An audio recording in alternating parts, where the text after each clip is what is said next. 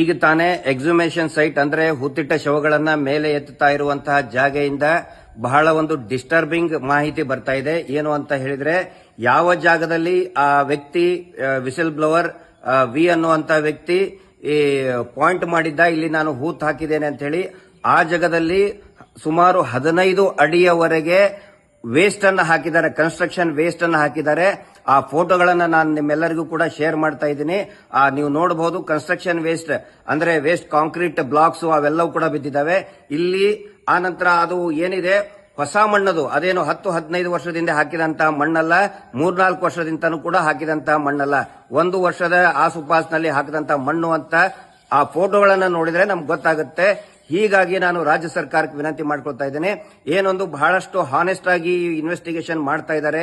SIT ಅವರು ಬಹಳ dedicated effort ಕೊಡ್ತಾ ಇದ್ದಾರೆ. ಅವರಿಗೆ ಪರಮೋಚ್ಚಾಧಿಕಾರವನ್ನ ಕೊಡಬೇಕಾಗತ್ತೆ. ಆ ವೇಸ್ಟ್ ಅನ್ನ ಯಾರು ಅಲ್ಲಿ ತಂದು ಸುರಿದ್ರು, ಯಾರ ಅನುಮತಿಯ ಮೇಲೆ ಸುರಿದ್ರು, ಅದು ರೆವೆನ್ಯೂ ಲ್ಯಾಂಡ್ ಅಂತ ಹೇಳ್ತಾ ಇದ್ದಾರೆ.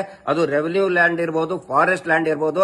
ಅಲ್ಲಿ ಕನ್ಸ್ಟ್ರಕ್ಷನ್ ವೇಸ್ಟ್ ಅನ್ನ ಯಾರು ತಂದು ಹಾಕಿದ್ರು, ಯಾವ ಕಾಂಟ್ರಾಕ್ಟರ್ ಹಾಕಿದ್ದ, ಯಾವಾಗ ಹಾಕಿದ, ಯಾವ ಕಾರಣಕ್ಕೆ ಹಾಕಿದ, ಅನುಮತಿ ಕೊಟ್ಟಂತವ್ರು ಯಾರು, ಅದೆಲ್ಲವೂ ಕೂಡ ಕೂಲಂಕುಷವಾಗಿ ತನಿಖೆ ಆಗಬೇಕಾಗುತ್ತೆ.